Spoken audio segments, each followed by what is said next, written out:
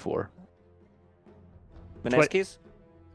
Stronger than last game, relative. Well, yeah, but it's still with the Tidehunter. I don't think they can 5-man into that. But it's better than last game. It's better, yeah, overall. But it was like we line up one more time. More complex than the Mineski. More complex. Wow, I've never seen that as a reason for picking a team. Okay, all right. I think we've got our view here. It looks hero experts are concerned, but they don't decide victories. Decided in the battle of the heat of the moment in the arena. So let's head back to our commentary team. You know, Black, there was one hero that you were really talking about when we were preparing for this event that I found was really interesting in the patch. It was Morphling, and we see a Morphling. Yeah, very happy to see it. Though I'm not entirely sure how good he is against that lineup. I guess I will be educated at the end of this game. Mineski's lineup, though. Let's talk about that. Okay, let's talk about Mineski's. You have some opinions. Right, when you pick a Coddle Clock Ogre like that, usually what you want to have is like a super hard carry, which SF is not. SF is like more of a mid-game, late mid-game kind of carry-ish Agree with hero. you there? Yeah. So if Mineski doesn't get out of lane, like with a really big advantage, this game is gonna get very hard for them. I will say Shadow Fiend has, I mean, you know Shadow Fiend, right? But I will say that the talents do allow for him to carry more than before, right? Like, so he is technically a little bit scarier of a late game carry. But so are you valuing that? I assume, but you still don't feel like that. So I really think what you're saying is completely right, but they have like so much team fight, they have so much control for this SF, and if this Venge doesn't get a good game, gonna be all on SF. It's gonna be all on SF, and he can't 1v5 like, carry them like that. And they're actually avoiding the Coddle Clock lane, which I think is really smart. Yeah, they're putting a Tidehunter against it. I say you saw right there, Paparazzi. He's at the top lane. Going to be playing up there with the Ancient Apparition. So I'm just super excited we're going to see the Morphling. But something else worth pointing out, the Clockwork Shadow Fiend synergy they were doing at the beginning of the game right there. Shadow Fiend, I'm not sure how many souls he got. 15. But did he get 15? Okay, that's a good number, right? Like 15 is like pretty much as much as you can get without losing anything. Pretty much perfect. And now look at his damage. It's like 80 damage, 78 damage. Have fun lasting against that. Yeah, and it's a tough time. Look at all three lanes now. You mentioned Tidehunter at the bottom lane. Matched up against the Vengeful Spirit down there, as well as the Coddle. They actually also lane swapped. They want to have the clock against the Morphling, I assume. And Coddle should be making his way up there relatively soon. Yeah. Ooh, top lane. Clockwork. He's taking a good amount of pressure up there, which essentially is a tri-lane, but they just want to secure the Morphling farm. Because that's going to be the most crucial in this game. Puck is a very self-sustainable hero, although he will have problems against this SF. 18 souls already. Nice race dodge. So when it comes to the matchup here, you think it's safe to say, specifically because of the Clockwork idea with the killing the cogs, that's going to give Shadow Fiend a huge advantage? I personally played this matchup too. It was me against Sumail, and Sumail is like way better than me in mid lane. He's pretty good, yeah. So, and I completely dominated him too. So, so you gauge that, yeah. Yeah, so I'm pretty sure that's fair. That Moon is also going to dominate this lane pretty easily. I mean, he already took the magic missile right there. Kraken Shell. No Fire Blast. He actually uses Flask already as well. So they burned through that, and now he has to sit back and reach through tangos, which is going to take a while. He had 8 tangos on him, so he does have plenty to work with. Top lane, Ice. This could be first blood potential. The Cold Feet going to be Croc, no doubt. And Fenrir actually credit for the kill. You gotta. Is that a mistake of sorts? I mean, Morphling was there. That was an easy kill. Well, he didn't really want to take it. It was more like the Cold Feet tick damage that killed it. Maybe that did, okay. Yeah. I'm sure they wanted to give it to the Morph, but you know, now you get like free wards, smokes, sentry wards, all that kind of stuff. So, yes. So it's not terrible. Nana? He's going for the Abyss. He's in trouble. I don't get it, you don't get it, but yeah, is he in trouble now? The taunt's coming out. Lan M running in, Crush. It's going to be out of range, or he just didn't feel comfortable casting it and walks away. It was a slight misplay from the Puck because he could have body blocked him a bit, and SF would have died there for sure. Okay. Does not do that, so Shadow Fiend walks back. And he's going to be fine for now. Continuing to try lane top though. I think it's really important that they do that because this Morphling needs to be big. It's basically the whole game plan that this Morphling gets big. Puck is built around it, as well as the Tidehunter. They will be sacrificed, but they don't really need too many items. So let's talk more about Morphling here. So I mentioned at the beginning of the cast there that this is a hero that you really liked about this patch that was being underused. We have seen it a couple times. Most noticeably, it was the group stage of Day 2 where we saw that it was the whole Morphling taking over his tiny teammate. CTY, I believe, for Secret. Yep. He takes over his tiny teammate, gets that splash as a result of that, and that crazy damage. What's the synergy here this game? Is there something that really stands out to you? I believe I heard Mineski talking about the vengeful spirit on the other side. Yeah, he could take over the Venge, but it would make more sense if it was the previous patch. They're going at it, man. Toe to toe. Gonna end up losing that battle. Ninja Boogie goes down in response, though, so it is a 1-for-1. Although Ori got credit for the kill, where Ninja Boogie got credit himself. Yeah.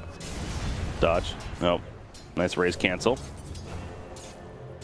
Port's going down middle, though. Yeah, but as I was saying, I think the old Venge, the old Morphling was way better to take over Venge because it would take his aura. Okay.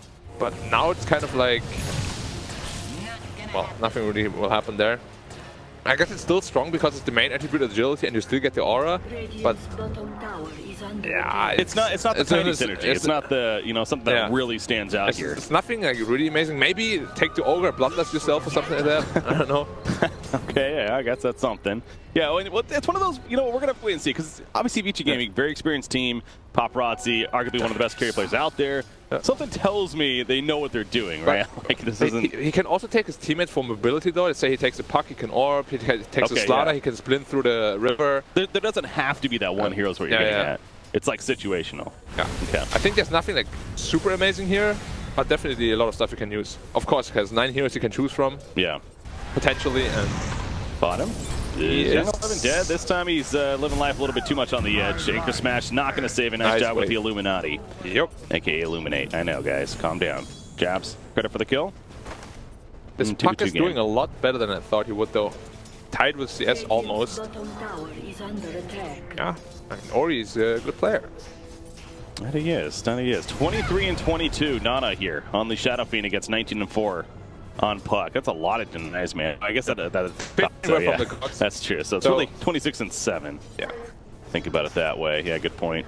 But still being won, of course, by Nana. As you pointed out, that's really expected right here. But Ori, it's just a matter of, how does he recover off of this? He's going in, actually. This could be a big kill once again, but no Dream Coil just yet. Of course, still being level 5. Gets a Crush to assist. Nice should be off cooldown very soon. Crush going to be coming out good, as you mentioned. Bottom lane, Young 11, he should be fine. Fairy Fire going to save him initially with a magic wand. Sprint up. Another Crush and more auto attacks. That's a kill in the end. So he tried his darnest. Wasn't to be. I'm not sure why they have 3 heroes bottom. Actually, it's just a Tide, and Tide is really not the hero they're trying to protect here at all. Man, thinking about last game, he was really annoying last game, but Ori, meanwhile, Dream Coil to 2 different heals. Landham comes in with a Crush and a Waning Rift to finish off Carlos. So it kind of goes back to not only are they not able to assist middle lane, but then rotating over, they die on the way. Yeah.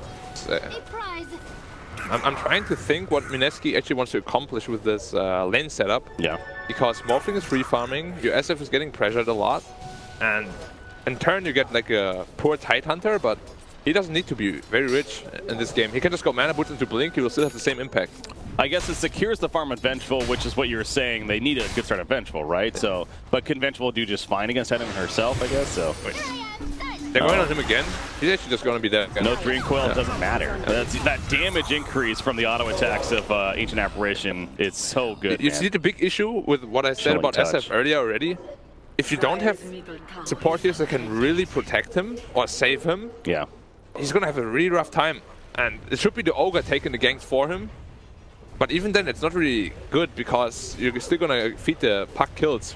And this lane is supposed to be like 7-3 for SF. Yeah. And this puck is actually having an amazing time. Well, and then the idea of Shadow Fiend naturally, where he's one of the worst heroes to die on. Obviously, any hero's bad to die on, but for the obvious reason, the souls, they go away. It gets bad. So sure, he can recover, especially with the changes to Raze, but it's you never want to be in that position. And now they give so much space to the Tide Hunter again, simply because of the mid lane. They have to really worry about this Shadow Fiend now. Level 6 Tide Hunter actually already. Doesn't have his Ravage yet, he's sitting on the point. Okay. Waiting for the necessity there. But yeah, we'll see if he follows suit from last game. He went that early hood, at least, into earlier on Blink. Clockwork is level 6 now, so we can expect a rotation from him soon, I would think. He has a Ring of Health in his quick buy. Is he going Vanguard? I mean, that could be a potential. Bottom lane, they really want Tide dead, man. 4 heroes bottom like that. He has the raindrop on top of this. You mentioned 4 different heroes. Ignite swap. They're using it all. There's the Ravage, and here comes support. Ori coming in with the Illusory Orb, the Drink Coil on 3 different heroes himself. Not only is Titanhunter going to live, but the turn potential's real. Crush on top of Shadow Fiend. Shadow Fiend's definitely melting away. Titanhunter even goes back in, and here comes a waveform from Paparazzi. It's an absolute disaster. Poor Mineski in the middle of this fight. They're going to lose 3 heroes. Maybe a 4th if Coddle can't get away from this. Okay, he should be fine, but what a turn. Okay, Titanhunter ends up dying after all of that, actually. The aura. Oh, yeah, the Venge aura. The illusion actually ends up killing him, but still. That was, you know what, if you're Titanhunter, I think you're okay with that. Definitely, and brings up the question, how are they going to recover from this? Because we said if they don't dominate the lanes, they're going to have a rough mid-game. Yeah. And it looks very tough for them. 2k gold behind already in 9 minutes with an early game lineup like that is going to be hard to recoup from that. Hate to be negative Nancy's over here, but you are right, man. It feels like a rough start. And what do we say time and time again, too? I feel like I've been suggesting this event, not that it's a strange thing to suggest or not the obvious, but Titanhunter is so difficult to kill. And that was 4 people going in. And clearly, Vici Gaming was ready to respond with all the TPs. They had a lot of time to respond, like around 10 seconds. They ravaged 4 heroes, and now they're just going top of the clockwork. He's dead. He's pretty much dead, yeah. He's doing his darnest, but no chance. So Fender for the kill right there. The arcane boots on him are just about finished. I believe the Veil's almost finished on Ori. So all these early momentum items are coming out. Clockwork needs to start getting active now because he has been sitting on his level 6 and his hook for a very long time. And he hasn't tried to actually kill like an important hero yet. He was kind of just sitting top and farming while his team was fighting bottom. Which Ice is kind of known for, like kind of just pushing out the lanes and getting big. But I don't think Clock is the right hero to do that. Clock's not a hero to do that. No, he's one that wants to get level 6 and then gank. I mean, you're not wrong there. So, is there an obvious spot that he should be doing that in? Is it the middle or the bottom, a certain hero, or what? Well, I feel like bot lane, for example, if he was there, the Tide would have definitely died because he can't just run away like that. And if they want a team fight like that, Clock has to be there, I think. Okay. He's like a very big impact hero right now, and they need to use him. Well, Tiny's just not only taking out their jungle, but pulling the creep wave to help assist. And Young 11, he's got the hit of Defiance. Going back into the hood again. Yep. Ravage almost off cooldown swap. Waveform, though, pretty good against that. Not enough block. Okay, there he takes over the bench. Well, the hookshot's actually going to miss. Paparazzi coming back into the actual Morphling form. And once again, they're coming in to respond. Here we go. Ice Blast, it's going to hit a couple. Lucifer Orban, he does have a Dream Coil. Will he cast it? Absolutely. On 2 heroes. Vengeful Spirit 1. Vengeful Spirit is simply in panic mode. Trying to run. There's a Ravage once again. Vici Gaming is just absolutely destroying here the early game. The TP out from Shadow Fiend. But Ogre's going to fall. Clockwork just simply trying to stay alive as long as possible. Ice Vortex will slow him down here. And Ice might actually get away in the end, but Ice Blast up in 10 seconds, by the way. Oh, snipe him. Looking for it. You know it's going to come. Yeah. Just a matter of will it hit. But 5 seconds. Well, he's kind of safe. Well, he's tipping back now. No, he's good. But yeah, like, his teamfight prowess is just unbelievable. They have Tide, they have AA, they have Puck, and Dire basically doesn't have any heroes to save anyone. That means if they even just ravage the SF, he's going to die. Well, he didn't die here because he didn't completely focus him. But we can see it in the replay. I understand being desperate here in a sense from Mineski, but are they really ever killing the Morphling there? No. Swapping a Magic Missile is not going to work. He didn't even morph up that much. Yeah. Like, he still has way more to go than that. See, he's 1.2k health left. There's no way you're getting through that early. Then, of course, the amazing Ice Blast on 2 heroes. And then just he walks in with Tidehunter and manages to ravage 4 people. Yeah. Oh, well. This is what I want to see. Okay, well, Tidehunter, he's tanking it up. Ice Blast comes out. I'm almost just like not saying because I'm just so worried. I'm like really analyzing the mini-map. Are there's anyone come? Okay, no, we're good. Mineski gets the kill. Yeah. Was a good kill. That's what I wanted to see from the Clock. There you go. They find one, and meanwhile, at the top lane, Coddle jabs. Good job with the blinding light, and actually will survive because of that. So he's trying to farm elsewhere and make use. Get that earlier on Ags, but they want to dive. He's going Force Staff. They want to dive him, but he knows it, and he's out. Dream Coil? Oh, just the max range. Ori, man. This guy, you know, we were talking to him in the break right there, and personally, I feel like Ori's been one of those mid players. Hold on, talk to middle lane. Paparazzi going at it, gets the kill on a Clockwork. She's like, "Hi, Shadowfiend, what's up?" Remember your teammate, he's dead. Going back to Ori though, he was honestly within this last year, especially, he's been one of the more impressive mid players for me personally that has really stepped up onto the scene here. I mean, Ori used to just be a pop star, but he's completely transitioned now into the big field, you know, the field of the pros. Where you are. Where I am. Been. Will be again. Still left. Yeah. We'll be back eventually. This cast isn't about you, Black. Come on out. I'm sorry. Well, then let's make it about Paparazzi, because we said Morphling is gonna get unstoppable if he gets the free farm early game. He's had free farm. He's found a couple of solo pickoffs. 1,000 gold for his Lincoln Sphere. And after that Lincoln Sphere... Is it the F-Split? Are we seeing the whole shotgun build still? The ethereal blade? Shotgun is very viable, especially against heroes like Coddle and SF, because SF is very squishy too. Yeah. He's pretty underfarmed right now as well. He like 1.2k health. He will instantly die if he doesn't get his health up. And yeah, this Morphling is going to become a huge problem. God, what does Nana get here? Speaking of that on Shadowfiend, he doesn't even have anything queued up. He's 1,500 gold. He needs a BKB, for sure. But you don't want to go BKB first. Yeah, you can't really do that. Like Dragonlance into BKB used to be a really good SF build. Okay. But honestly, if you do that, the BKB might even be too late. I mean, he's going to have problems with item fighting for sure. Yeah. Because he's against Tidehunter, AA, Puck, you need a BKB. He's against Morphling, BKB won't really help. As well as Slaughter. He amplifies you through BKB, you're just going to die anyways. Can he go BKB? Because they do have the Bloodlust, because they have the Vengeful Spirit, like those are damage amps for him technically. He can go BKB, but what about... Yeah, he has a Dragonlance queued up right now, so he's probably going to go Dragonlance into BKB. Okay. Anything other than BKB after Dragonlance would really surprise me, like Shadowblade or something, that would be pretty game losing if he did. Top lane, Clockwork. He's pretty deep for this though, so Lan M is getting low, but Ice, he's also getting low. It'll be a 1-for-1 trade. Yeah, it's a good trade for VG nonetheless. They traded the support for the offlaner. Yeah. You do not mind that, so Clockwork has not really been able to find the best hook shots this game yet. Yeah. And the Tide who was struggling is actually completely back into the game. Same net worth as the SF, who was supposed to be the richest this game. Yeah. Not good. Vengeful though, Mask of Madness, Proud Tread, so that's what you want to see early on. Yeah, funnily enough, the Coddle actually very rich. He's building into an Aghanim, so he already has a 4-staff. Coddle can do that though. He has been kind of farming, and he clearly has played this hero before, has jabs, and that's what you want to see on your Coddle, right? Just kind of farming his own lane, jungle a little bit. I haven't seen his Coddle too much, but if he is as good as like GH or something, he can definitely carry this game. Jeez, pressure's on, man. The GH Coddle is... that's some pressure. That's like saying if he's as good as Black's anti-mage. Come on now. Yeah, I mean, it happens sometimes, you know, the moments of brilliance, where you're just like in the zone, and everything you do is just perfect. Oh, that's a dead ogre. Crush into the waveform, and oh, maybe not. Well, okay, well, it's definitely dead ogre. It's just a matter of if Mushi do anything. Mushi can die, I guess. That's part of what's happening. Steals the Vengeful Spirit himself, uses the Magic Missile, comes back into the Morphling, and switching into that strength, so it'll be fine. But Ori's like, no, you're not out of here just yet. The Corrosive Phase, of course, still up the auto attack, stealing plenty. And eventually it was a long kill, but they get a Paparazzi credit. They do kill Tidehunter at the top lane, so something positive. This Tidehunter's making a lot of space, though. Like, they lost the offlaner for carry as well as the support, so it was a good trade for VG once again.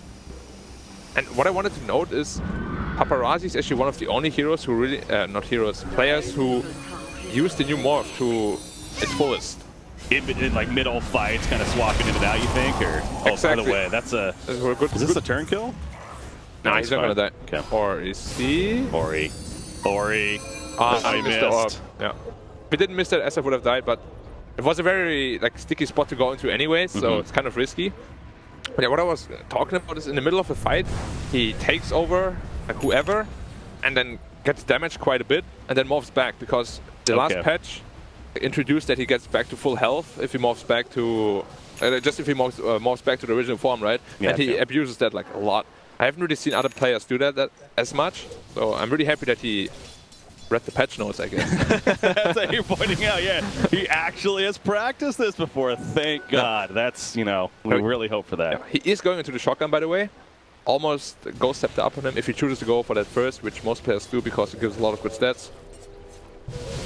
So I know, again, when we were having this conversation, you were talking about Morphling. You were suggesting that people were building this old school build of this, and they were maybe frustrated because it wasn't working as well. Do you think that this still is a good build, a viable build, or what is this other build? I mean, definitely. Like, look at the Shadow Fiend. He should have like 1500 health right now, just about there. Yeah. And if he gets shotgun, he's just dead. Right, one Ravage, one stun, shotgun, you're dead. Still viable, it's very viable still, and it's still very strong. Starter picked up his Blink Dagger, by the way, and they instantly smoke with it. They're gonna get the top tower pretty much for free. Like, Mineski might want to fight it, but if they do, they will die. Slaughter's gonna force a fight right here. Puck follows it out. The Ice Blast takes out Coddle, takes out Shadow Fiend. Ice at least trying to get the turn on the land, and we'll set it up with a tower finish. So he's happy with that. Who's happy with that? Slaughter? I mean, Ice is happy with that too. Oh, but of course, VG is gonna be really happy with that trade. I was gonna say, yeah, VG's very happy. They're gonna get the top tower as well. But you know, Ice got some good levels. He must be happy inside. Of it. Yeah. I like this talent. The waveform attacks targets. That was something else we saw with the tiny synergy that one game. There's actually more to it than you would originally. But I'll get into it soon. They catch Fenrir, but they, I mean, Ice, so again, in another case, at least he gets the kill, but he'll die in response. Again, it wasn't a good kill because he basically just made the morph become stronger. Yeah. You don't really care much about the AA because you're an AA, you know? You're fine. Yeah, you're fine. I understand what you're saying. As a support player myself, that feats plenty. Yeah. Well, what I was getting at is during waveform, you can actually auto-attack targets. Yeah. That means if you wave over someone, you can actually attack them like 2 to 3 times, depending on your attack speed. Because you can, during waveform, also still attack. He actually auto-attacks while he's... Exactly. Okay, see, I read it as like he just throws in an auto-attack, he does that, exactly. There's like a +1 auto-attack extra. But you can cast during waveform, and you can auto-attack during waveform. Okay. So you can effectively like hit 2 or 3 times, especially with the waveform talent, if he chose that, the +300 range. He did, yeah. No, he went for the 10 agility instead. Okay. Yeah. So he didn't opt to go for that. Still, like 2 or 3 auto-attacks. Hurt a lot from a morphling at that stage of the game. He's hitting for a good 200 right now. Ethereal Blade, it's almost finished. 2,500 gold saved up, so. Even this Ogre, who's supposed to be really tanky, is just going to blow up. Did I just see that right? I think I saw a Shadow Blade being delivered at Puck. That's not a Shadow Blade on Puck, is it? No, okay. Was it something else? No, he just got the blink recently. Somebody just got a Shadow Blade delivered. Well, I hope it was not SF. It wasn't. It might. Well, hold on, Dr. Zeng 11. He's going to trash for the Cogs. Like, all right, you want to fight? Let's pick it, my bitches. In comes the waveform for the side as well. The Cogs going to be wearing off, and Clockwork definitely dead. Vengeful Spirit. Puts the Magic Missile on the strength form, though, for Paparazzi. He's going to be more than taking up double kill as a result of that. You see Shadow Fiend, he's trying to live. That ain't going to work. He eventually explodes into thin air. Paparazzi, the adaptive strike on a Ninja Boogie, helping to finish him off as well. Guess what? Same theme as always. VG Gaming, nobody dies. And they're going to completely wipe out Mineski, most likely. One more hit? Oh, one more hit. He's going. You know he's going. His regional anyway. Oh, Slaughter's got it. Don't worry. He's got his back. Like, I got you, bro. 5 for nothing. But yeah. Wow. So how does this fight start? They're all going to Tidehunter. Where's target to go on? He gets a 3-man Ravage for free, basically. He doesn't even have a Blink Dagger because they all just go on him. And then right after that, they focus the Morphling. Really bad target to go on because he just morphs up to like 3k health. So both of them get half HP, but none actually died. So it was a 5-0 trade, and they're in some big trouble, man. Yeah, it continues to be that, again, that theme here for Mineski, unfortunately. But 20 into the game, they're still fairly earlier on. Yeah. But again, Mineski's lineup isn't really built to... It's not built for late game, yeah. It's not to be like, all right, we'll take it to the late game style, so... So we see that Tidehunter free 3-man Ravage because they all just auto-attack him. And then Morphling jumps in, and then they all turn to Morphling. He got initially stunned right there, but did he even ultimate? Did Paparazzi ultimate? No, he did not. He did not. Oh, he held on to it. Yeah, and then he just morphed up and didn't die eventually. Coddle tried his best. Here's that Shadow Blade. Okay, it was vengeful. Oh, vengeful, all right. That makes a little more sense. I really feel like he needs to BKB also, though. He goes, he's the one explodes. That just looked hilarious. Ori, is he actually getting out of Zia's as an 8? Blink. Fire Blast done, not gonna matter. He's still going, man. Ori's got the jukes, the jibes. He was just dancing all over Mineski here. He's gonna escape. Another blink in 1 second. Boom, shakalaka. Loser. They're really chasing, man. Paparazzi gets the Aegis meanwhile. Oh, they actually killed Roche. Yeah. I didn't actually realize that. Yeah, keep doing your thing. The Morph also finished E-Blade, by the way. He hasn't used it yet, but I'm just waiting for the SF. What was I doing? Show yourself, SF.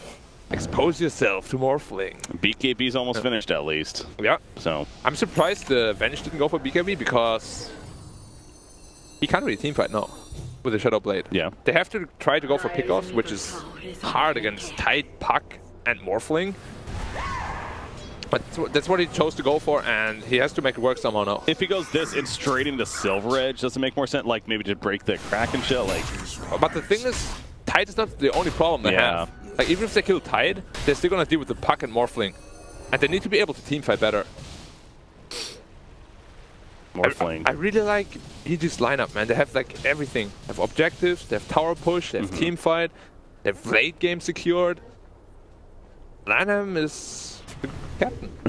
He's a very good cat. Vici Gaming has been one of the hot teams lately, no doubt. Yeah. Of course, they're coming off, their second place in the Dota event, which was post-patch. It was the first event really post the patch in 7.07. Now this is kind of the second one here, really the second big one, at least. And again, it's no surprise to see, especially what happened there, that Vici Gaming is again looking good here in Shanghai. I really like this Alchemist graph. Like Morphling looks like an Alchemist right now compared to the Dire Heroes. Yeah. If you look at that. Just like way up there. 16k net worth, whereas like SF is like 9k net worth. You would appreciate those numbers. Morph target allies. There we go. So now he gets to level 20.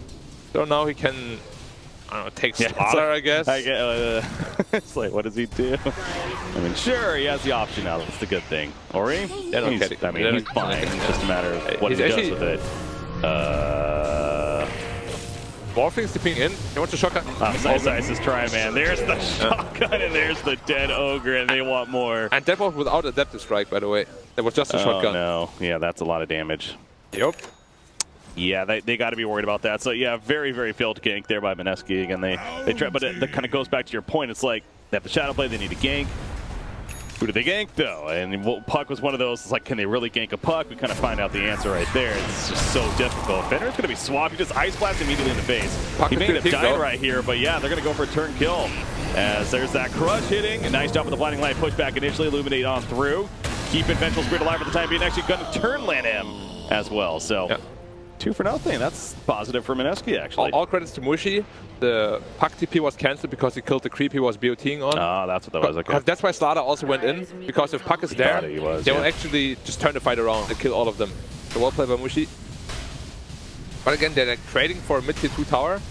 But you know, when you're that far behind, you have to take all the trades you can. Like, they absolutely cannot teamfight them. Oh no. Ow, oh no. Ow. What were you doing? He was not expecting that burst damage. He goes down. He does a lot of return with the death, but it's just not going to be enough. In fact, Paparazzi, remember, he still has the Aegis, even worst case, so he was not expecting that burst though, man. Looks like my dream was accomplished. What's that? That Shadow Fiend exposes himself to Morphling. Got you. And we just saw the solo kill. We did get to see it, yeah. Yep. And there's another one. I mean, if you're clocked Ice to a solo Puck, that's already a really bad sign, because Clock is supposed to be really tanky, and Puck is one of the heroes that doesn't actually deal too much damage. That shouldn't happen. Yeah. I have Scotty finished up. Ouch. He's so damn huge. Look at all that agility, man. Yeah, he's a monster. Yeah, moving so fast. I want him to take the Ogre over and use Bloodlust on himself. We'll see. Please. We'll see. He's just going to end up dying right here. He's like, ah, whatever. Oh, no, never mind. He's Morphling. He's fine. Well, he wants to die at this point. So. That's what, it feels like he wants to die. I mean, you just see how low he's keeping himself. He's like, yes, please. There you go. Thank you. Even morph down. Wave me. Thank you for killing me, guys. All right, he's back up. They can't teamfight this. SF only has half souls. And BKB actually still on cooldown too. That's true, yeah, the half souls. Yeah. So first Medirex goes to VG. Yeah. Morphing working on the BKB. Once he gets the BKB, he's immortal. He's literally unstoppable, yeah. He's Unless immortal. he has like an obvious complete misplay, but yeah, Paparazzi, not a player to really do that often, if ever. 907. He's having a pretty damn good game. Pretty good stat line right there. And a minus on Clock. He went back to Midas on Clock. Trying to recover. Yeah. The old-fashioned way. Look at 9-0-7, 7-0-14 Puck, by the way. Yeah, I mean Ori and both Ori and Paparazzi, they're like having amazing games. Amazing series. Clock actually got a Radiance queued up. I'm very curious about that. Ice, man. He's like, all right, if you guys aren't going to carry, I'm going to take over this game. I'm going to carry you guys then, yeah. Look at me. I'm the carry now, you know. Everyone knows what I'm talking about there. But VG's then actually took over the Shadow Fiend in terms of net worth. Oh, not anymore. Never mind. Nope. Oh, can he kill the Puck? Ori, this will be the first death. It's a good bounty. Veil is honestly bottom lane, by the way. So strong against minus armor counters. Clockwork's dead, yeah. Yep. So kill him down here in the meantime. You see Puck is he's just buying time. Space created as it goes. Oh, well, okay. They might actually get him here now. Yules into a blink, into a... Well, I'll do a phase shift into a blink. Into an illusory orb. That wasn't the best distance, but... TP out. He's gone. And meanwhile, bottom lane being pushed. Yeah. By the way, Ice, that wasn't just a feed. He had to show... Alright, Jeff is that. I mean, we got great observers here, but nobody's going to catch that. Yeah. Just like... Yeah, I wanted to note that it wasn't just a random feed by Ice. He had to make it look like very unobvious that he can actually get the pick off top. Yeah. Because if everyone doesn't show in the lane, they will never show like that. Oh no, Shadowfiend, Requiem channel attempt. He possibly could be after. He's trying to do anything so desperate right here. It's a triple kill for Paparazzi. Meanwhile, though, GG's are called. And game 2 of the series will go to BG Gaming. And I mean, overall, pretty dominating performance. Game 1, a little bit of life for Mineski, but game 2, really not so much. Well, we spoke about the Mineski draft being very one-dimensional. Yeah. They lose the early game, they lose